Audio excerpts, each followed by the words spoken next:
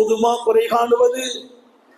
குழந்தை இல்லாமல் தவிக்கிறார்களே, குழந்தை இல்லாமல் தவிக்கிறார்களே. திருமணமான 10வது மாதத்தில் உன் மனைவிக்கு குழந்தை பெறும் வாய்ப்பை கொடுத்தானே அல்லாஹ்.